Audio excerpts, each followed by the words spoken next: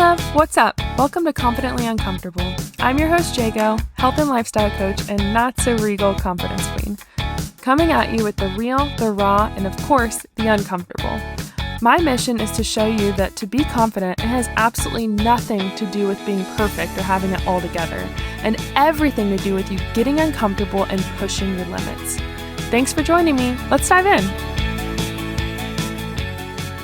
Welcome to today's podcast. If you are like me and kind of nerd out about human behavior, psychology, the mind, the brain, how it all works, then you are going to love this episode with my amazing guest, Ross Johnson. So Ross Johnson really dives into the way that human mind works, the way that we're taught, the way that we've been brought up to believe certain things. And it's been really cool because it has you just thinking a little bit deeper than maybe you would normally. So today's guest is a 27-year-old serial entrepreneur. He decided that teaching coaches and consultants is how he wanted to grow his online business. And he didn't stop there. He did so many amazing things. It was very not typical. He went from being a broke personal trainer, I can relate, to building $2 million businesses in just 4 years. Y'all, he's 27. And Ross is just an amazing person overall. He has an amazing mind. You're going to love listening to him. He's helped hundreds of people grow their online businesses with his mentorship programs, and he has been on so highly esteemed through publications such as Forbes, Inc., and Entrepreneur. Y'all, he has helped me so much with my business, and I'm really looking forward to you getting to know him more.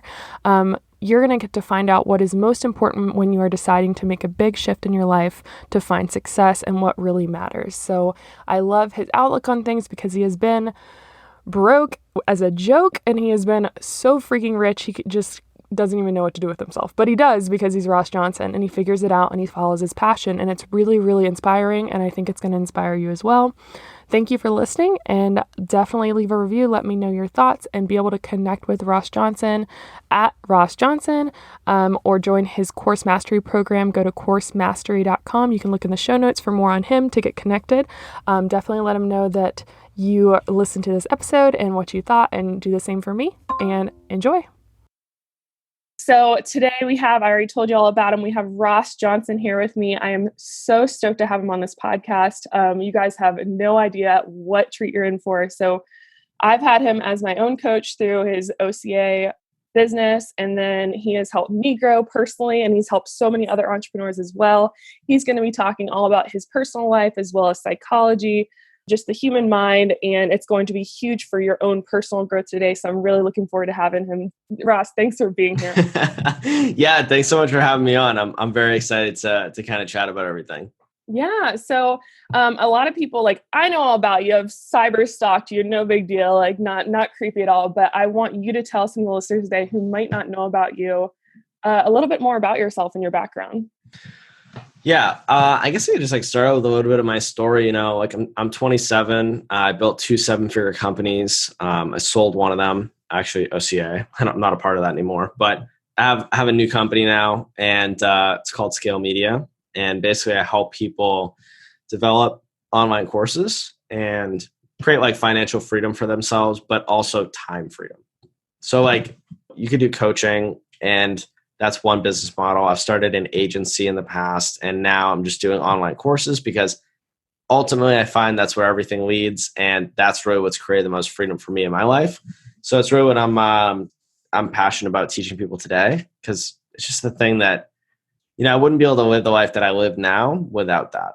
I think if I was still doing some of the older business models that I've had, they're very exciting and very impactful. I love coaching. But it's just more leverage, right? We're using more technology to teach people and teach more people, create a bigger impact. So that's a little bit about what I'm doing now. Wasn't always in that position. I grew up, my childhood was just all about money. I didn't have any money. My parents were we're going to lose the house. It's all I thought about. Growing up, it led me to do a lot of different things. I would listen to my parents talk about it. I would skip school. I didn't go to school because they didn't teach me about money, and I didn't have money for school lunch. And I sold Italian ice at fairs. Yeah. I was a drug dealer. I built and sold longboards. I dug up clams for a living. I was a fisherman. I was an oyster farmer. I had an auto detailing business out of my parents' garage, sold lollipops at school. Like I was a personal trainer. I was a photographer. I did Chinese herbalism and medicine courses. I just done like everything you could think of to try to make money. And like, that was from like 12 to like 20. And I was like, man, this shit is not working. Like, I was putting in the work, guys. Like, I was putting in the work trying to figure this thing out. I'm like, I got to make money. Like, money is the only thing that matters. Like, all my problems are money related because my parents are so broke. And I grew up in a really rich town where everyone went to college, and I couldn't afford college. I couldn't go. And I didn't want to go anyways. I hated school. Basically failed out of high school. But yeah, it's just like very obvious. All my friends were like, we're rich. Like, I got a Range Rover for my birthday. And I'm like, dude, I like literally like am not going to eat today. Like, this is like fucked up. So it was just so like only what I thought about. And like, you know, I think a lot of people talk about that scarcity mindset. I had that hardcore. I was not okay. And so I just did a lot of stuff that I thought I had to do to get there.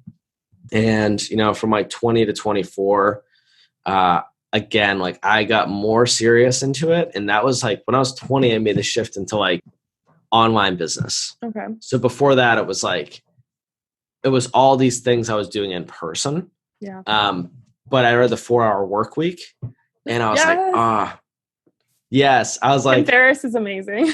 I love him. Yeah, he's great. I was like, man, like online business is a thing. And like, I could travel anywhere and still have income. And like, that's so cool. And like, I had never even like thought about this concept. I was like, man, I can have a business online, travel anywhere I want, be totally locationally independent. And the business can get like infinite in size because like, it's not limited by like a location building. Yeah. Right. So I was like, all right, this is what I'm going to do. I'm going to start online courses, or I'm going to like start like a blog, or I'm going to start a YouTube channel, or I'm going to start like a subscription. Like I tried all things: membership subscription, courses, coaching, blogs, YouTube, Instagram, Facebook, like everything. I did everything. I did forums. Like I did all the things. I created an online magazine subscription once. That was just a terrible idea. And like, I did productivity coaching. I was a virtual assistant. Like I did so much stuff and I couldn't make it work. And I was working, like it got to a point where I just thought, man, I just need to work harder, and harder. And yeah, it just got to a point where I was like, it's actually impossible. It's physically impossible for me to work harder. Like there is not any more time in the day. And yeah, at that point I like kind of had a mental breakdown and ended up hiring like a coach. And they were basically like two things happened, which is like, I realized that every 3 months, because I was following my passion, my passion changed. Yeah. And like, I couldn't make momentum on anything because I kept changing what I was working on. That was one problem. And the other problem was I didn't think anything was good enough. So I never released it. I would build a website. I would build a product. I would start writing like an online magazine. And then I would never really release it. And I would change ideas. But it felt like I always had momentum because I was always so interested in what I was doing.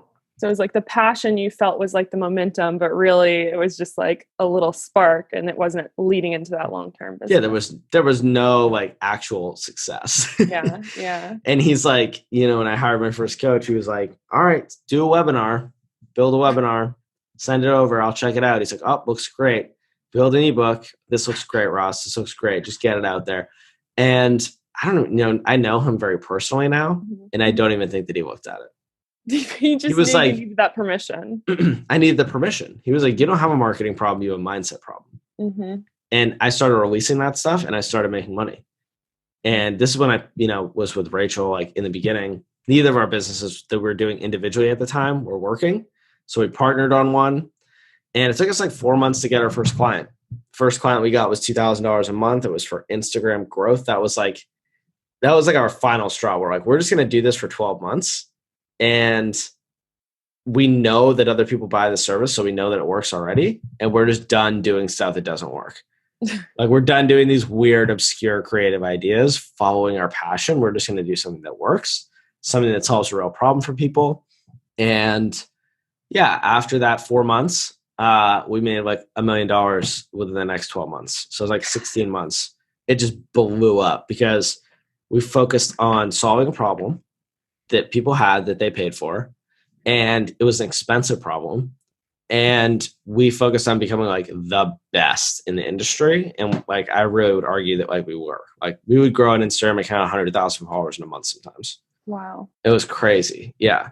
Yeah, that's crazy. I mean, that's a huge shift from basically, you said, starting multiple things, having multiple passions, and just kind of like always dwindling out. And so I want to come back to kind of something you mentioned growing up is like that money mindset. And because I can relate to that personally, like my dad did lose his house, and like my family was always living like paycheck to paycheck, and that it's like it's embedded in you from a birth. Basically, you're growing up in that environment. So if someone is still in that mindset of like scarcity, and they're always just like worried about when the next paycheck is coming in, or worried about like investing it, like pouring money into their health and all of those things, like, what do you feel like your personal, so let's start with just you and then let's go into advice. So personally, like, what was the shift that you had to have to help you get out of that money mindset you had been just grown up around?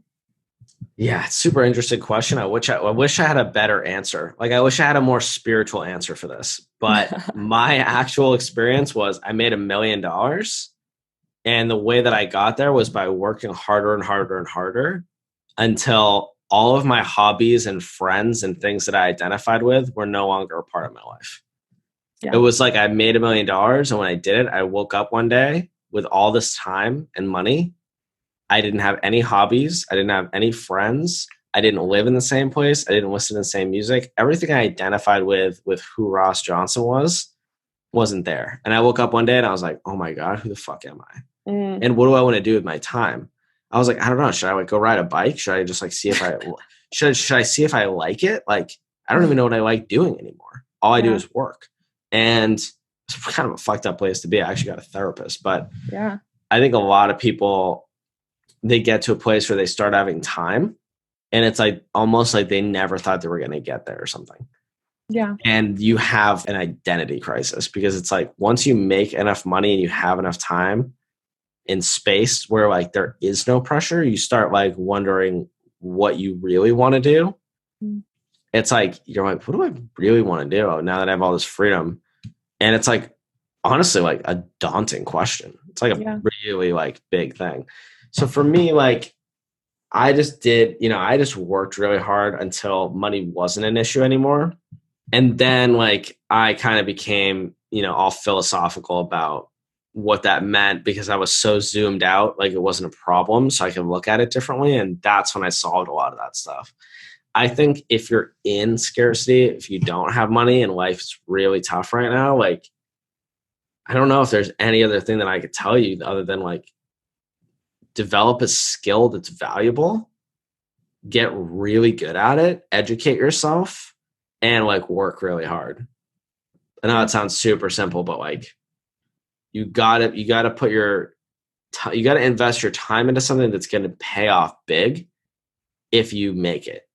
So for me, like online courses on my business, was like a thing that like, I don't know, it was like, maybe I can make this thing work. But if I do, the result is I'm going to have total location freedom.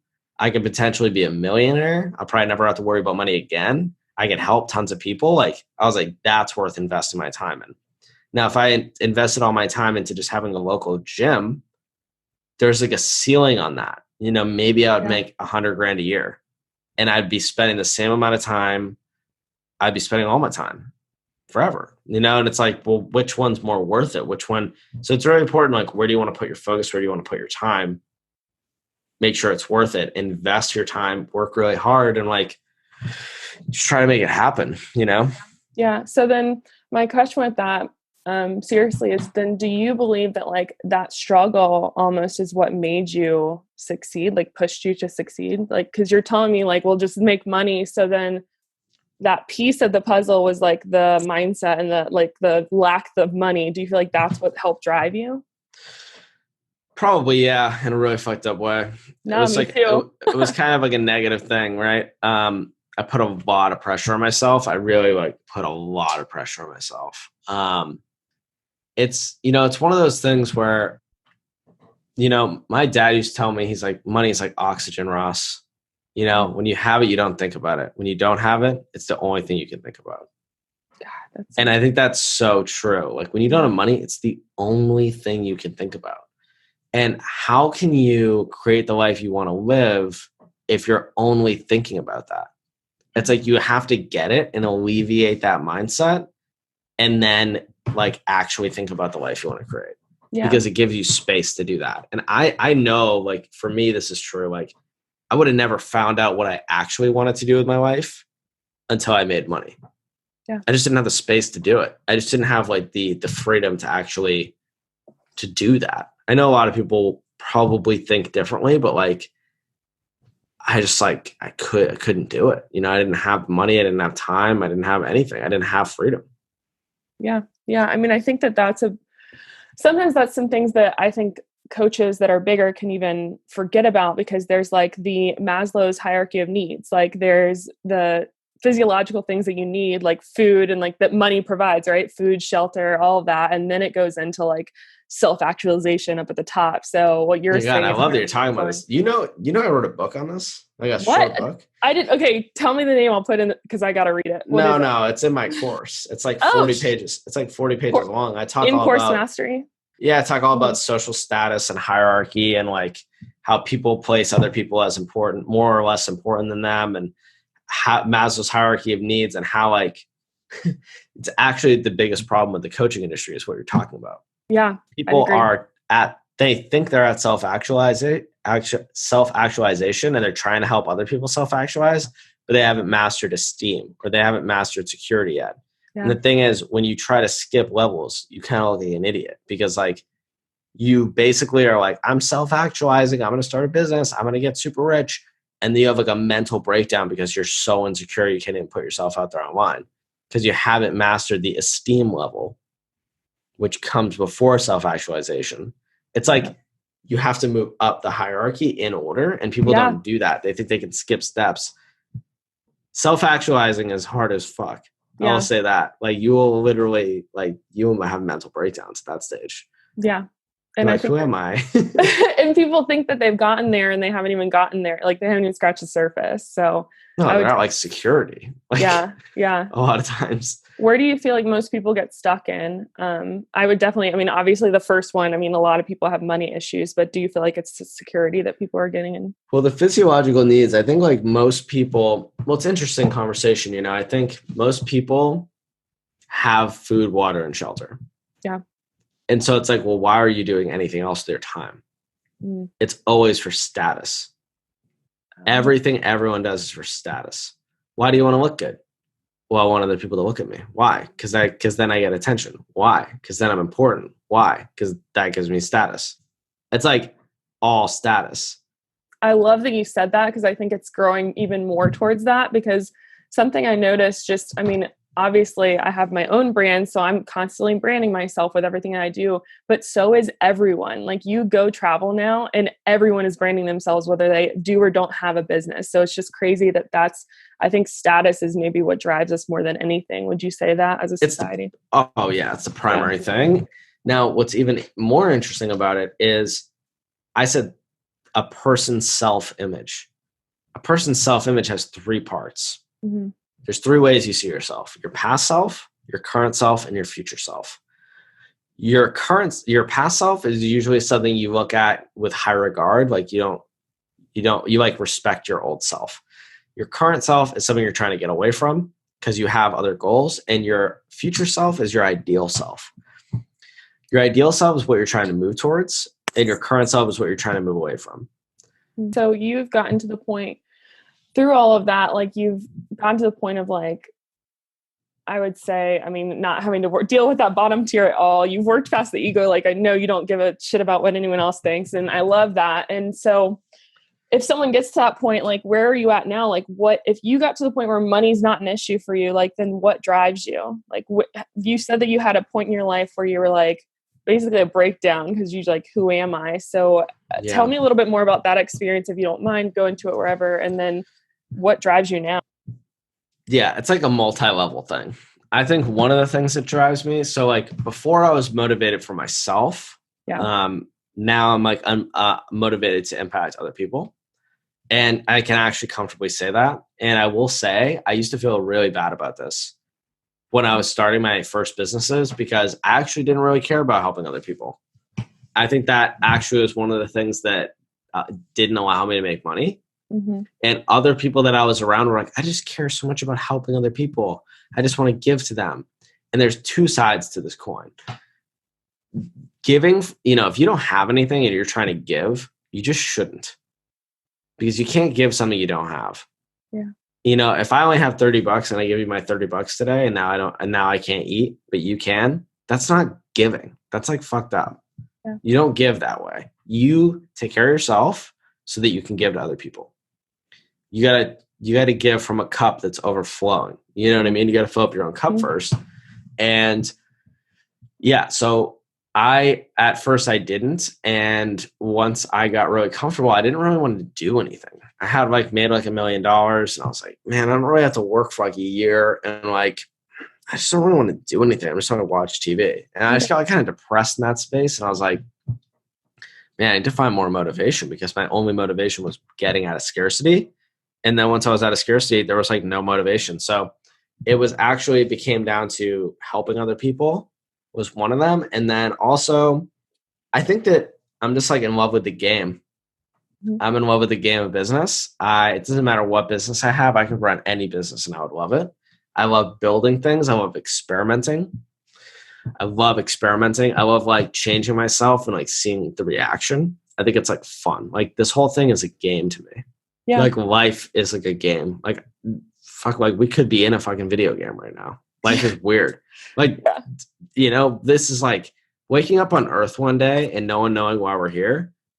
There's nothing weirder than that. You could tell me we were living in a video game right now and I'd be like, yeah, that makes perfect sense. That makes more sense than what's going on. Yeah. So I look at it that way and I don't take it too seriously. And I like to play the game. I think it's a video game. I think it's fun. If you were playing a video game, it was life, it was The Sims or whatever. What would you do? Who would you become? What profession would you start? How would you dress? Too many people care about what other people think. And it's I'm more interested in studying what people think in reaction to things that I do. I think it's funny. Yeah. It's interesting. Yeah. Psychology is crazy interesting. It's insane. So with people's psychology and where they're at, do you ever feel not knowing what their goals are for the future, their passion for the future, or not having a bigger vision is a piece that's keeping them stuck in that money mindset? What do you feel is the biggest thing keeping people stuck in their current reality? All right, I'm going to tell you something advanced. All right, I'm grabbing my dictionary. All right, so I could say something simple like that, which is what I think someone would normally say on a podcast. But it's 4 a.m. for you, so let's not. No, but I'll tell you, I study. I'm a huge nerd. I think I'm way more of a nerd than people think I am. I study cults. I study world leaders, good world leaders, evil world leaders. Study all of them. Why? How did they do the things they did? Why did they do the things they do? How do you start a cult? How did these people manipulate all these people to kill themselves? How do you get a person to kill themselves? It's crazy. That's insane. I would like to see someone try to get me to do that. But what's fucked up? I bet these cult leaders could do it. Yeah. It's crazy. I study copywriting. I study psychology. I study psychological triggers. I study communication. I study language. I study culture. I study all these things. Why are people the way they are? Why are they behaving the way that they do? And I actually question whether or not people even have free will anymore. Yeah. After looking at all this stuff, it's people listening to this aren't probably going to understand this, but if you want to, go look up cognitive bias. Yeah. Go look up what that means and study it for a week, and it will scare the shit out of you. It'll take away your thoughts on free will. It will scare you away. There's 120 cognitive biases, and they're basically hardwired rules that you cannot change. They're not possible to change. That's why people can be persuaded. And the only thing you can do is change your beliefs. But it's those cognitive biases, like those are the things that people get fucked up on. Yeah. It's like I'll give someone an example so they can understand. Like one of them is called confirmation bias, probably the easiest one to understand. And basically what it is like, it's like imagine a woman and a man having an argument.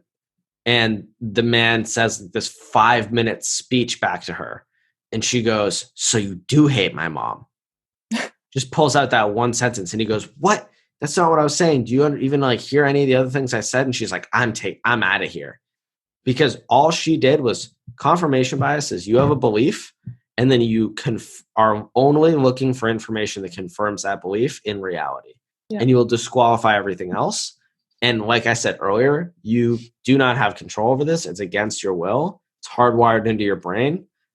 It's like this for me. It's like that for you. It's like that for everyone. You literally cannot change it. Yeah. And so it makes it very challenging to see reality. Yeah. It's almost getting worse though, because with confirmation bias, I'm a nerd too, so I'm just going to roll with this. Cool. So with confirmation bias, like the world we're living in now is only furthering that confirmation bias. Because if we are literally just looking for what we believe in, that's all we're going to get. Because it's in our search bar. It's in our freaking history. Like it's Google is the definition of confirmation bias. Absolutely. Healthy vegan meals. You're only going to find healthy vegan meals, even though we don't even know if vegan is healthy. You could literally search in, is vegan unhealthy? And you're going to get tons of articles saying why it is. Confirming what you're typing in, yeah. Anything you want will be confirmed. And so you're trapped. You're trapped in what your own belief is. And that's why I think it's so important to have a coach. Mm-hmm. Because if you don't have a therapist or a coach reflecting to you, like, maybe it's not that way. You're like, oh, like it's very challenging to change your belief system alone. Because you literally don't even know what you believe. You're like trapped in a cycle of like invisible rules in your brain that don't even allow you to see reality. Like they are the lenses you see reality through, and they're so fucking foggy. Yeah. You can't see shit. And the thing is, like, there's other ones, like there's the Dunning-Kruger effect, which means like you underestimate what you don't know and you overestimate what you do know. Yeah. And so you think you know way more than you do all the time. It's everyone. And like, no one's immune to this. And so if you think you know more than you do all the time, and you believe things and you're always looking to confirm those beliefs, like just those two out of, there's 120 of them. Mm. Imagine like how trapped you would be if what you believed was incorrect. Yeah.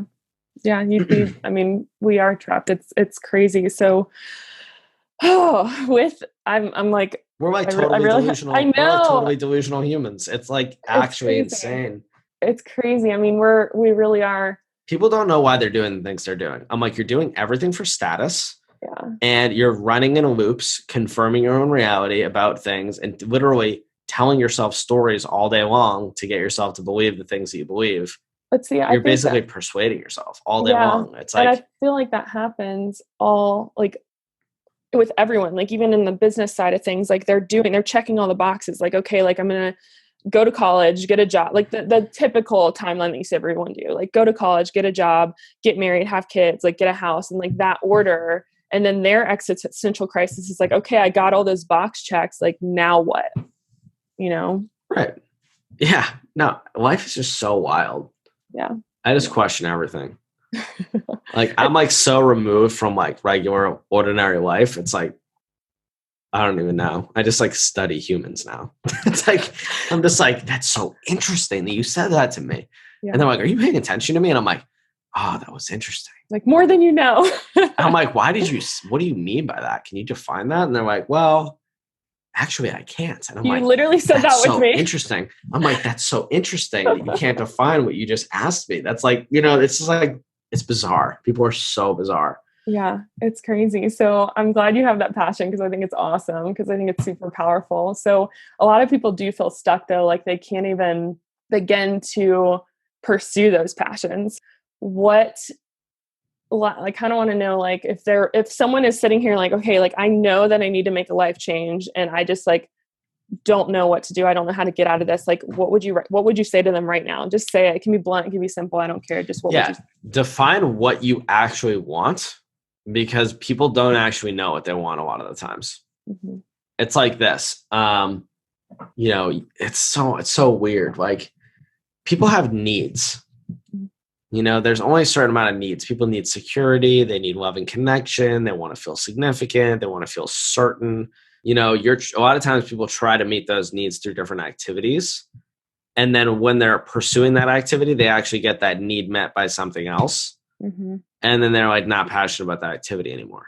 So like make sure whatever it is you're pursuing is something you really actually want, and get really clear about it. Make a vision board or something.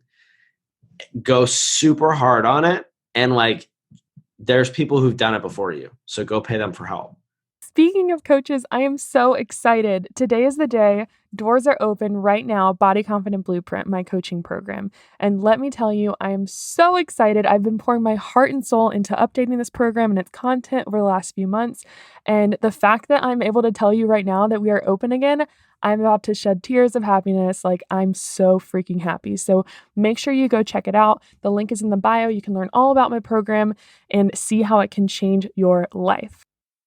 And if you think that, that's scary to pay someone for help, think about how scary it is to lose the only resource you have, time, trying to waste it and figure it out when you could spend money, something you can make anytime you want. It's like money is the most powerful resource on earth because money buys time. Me and you both might live to be 80 years old. But if I'm rich, I can pay other people to do all the shit that I don't want to do. And I actually live a longer life within those 80 years than another person would. Because I'm only doing things I want to do. And so money should be like something that people really focus on. Because if they, it's funny. It's like people are like, money isn't everything, Ross. And I'm like, well, if you don't think money isn't everything, then you also think time isn't everything. Because money buys time. Do you want to live for a long time? And they're like, yeah. And that's what I usually say. Money isn't everything. And I'm like, well, do you want to live for a long time? And they're like, yeah. And I'm like, well, then money's everything. Yeah. Because it's the only thing that allows you to get more out of your life for your time. Yeah. So I think figure out what you want to do, like ruthlessly pursue it, and invest in help so that you can get there faster. People know what to do. Absolutely. There are people out there. And you may fail and they may let you down, but don't stop hiring people. Yeah. Because it just takes one person.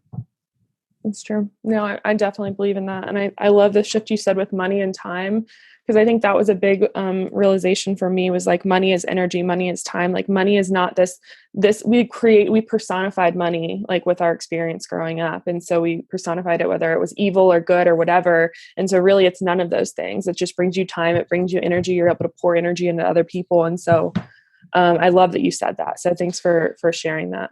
Yeah. Money's not even real. It's just an idea. Yeah. It's like your belief in it is the only thing that provides value to it. Yeah. So it's like actually crazy. Yeah. It's insane.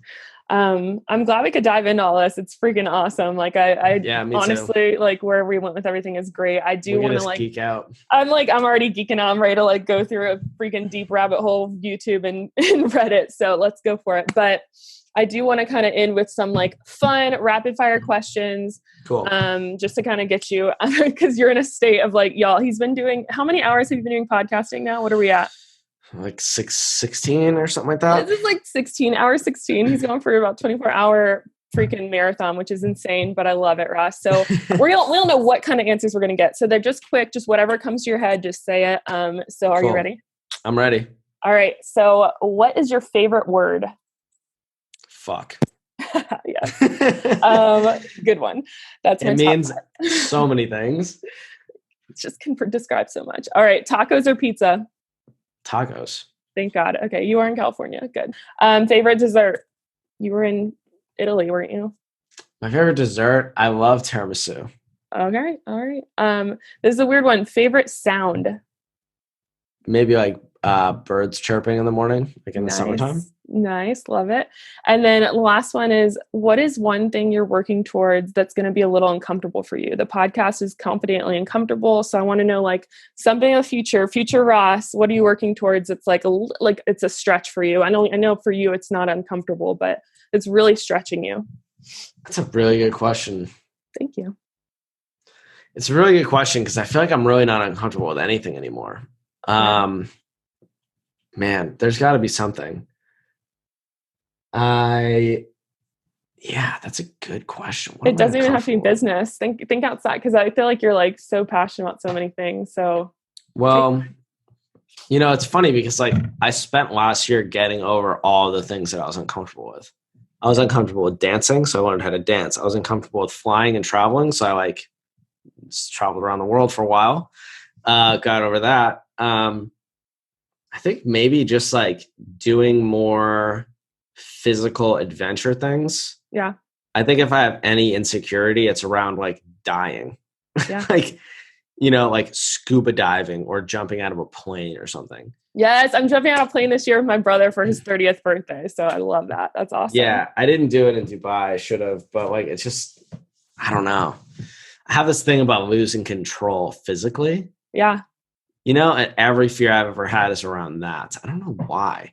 It's like dancing, like losing control on the dance floor, losing control on a plane. Like I'm not flying the plane. Yeah. Like jumping out of a plane, being on a roller coaster, like all those things are super uncomfortable to me. Yeah. So probably just moving more into that. I love that. I think that's awesome. I think that, like you said, you've gotten to where last year you did all these things that were super uncomfortable for you. And now you're at a point where like, well, what's next? But do you feel like there's always going to be something that you can be pushing yourself with? I don't know. I actually like almost don't feel uncomfortable doing anything. Yeah. All right. Then I guess you're jumping out of a plane this year. If you're like, dude, you got to go speak on stage in front of 30,000 people, I'd be like, let's do it. Let's do it. Like, I don't know. I'm going to start just sending you random dares to do, and you're just going to have to do it. Yeah. That sounds fun. Yeah. You ever see that movie Nerve? Yeah. It could be like that. That'd be great. Yeah. Yeah. It's interesting. Yeah. Not a lot of stuff makes you uncomfortable anymore. I think I've just been super uncomfortable my whole life. Yeah. It almost just, you kept growing because of that though. Yeah. I'm like, so it's like, I'm almost comfortable being uncomfortable. So I don't know. Oh my gosh. That's the name of my podcast. Confidently Uncomfortable. That's crazy. Full circle. Yeah. Full circle right there. It's so true though. Yeah. Yeah. No, it's awesome. I think that it's been, your life is definitely a testament to that. You've made so many amazing shifts. Like you're never like, I've just never seen you give up with anything. Like you're just like, all right, let's go to the next thing. Let's try this. Let's do that. Like someone's just like, okay, go do a 24-hour podcast marathon. You're like, all right, let's do it. So again, I'm going to start throwing stuff at you and like, you're just going to do it. So that's awesome. Yeah. Cool. If you got great ideas, I'm down. Yeah. I'm just trying to be entertaining on social media. This is a social media it's just an ego thing anyways. So let's do it. Basically, I'm like, I gotta be entertaining on here. I gotta keep it interesting. No, that's interesting as shit. I love it. So thank you so much. I'm so thankful to be able to have you on the show today. I appreciate everything you talked about, and it's just been such a pleasure having you today, Ross. Thank you. Yeah, I appreciate you having me on. Thanks so much. If anyone wants to find out more about me, they can follow me on Instagram at Ross Johnson. I'll have it all in the show notes. His course mastery, his stuff. You definitely need to follow him on social media. He's entertaining and freaking just genius. You heard from the podcast. So go follow him, and I will see you guys next time. Bye, Ross. Thanks. Thanks. Thanks again for listening to Confidently Uncomfortable.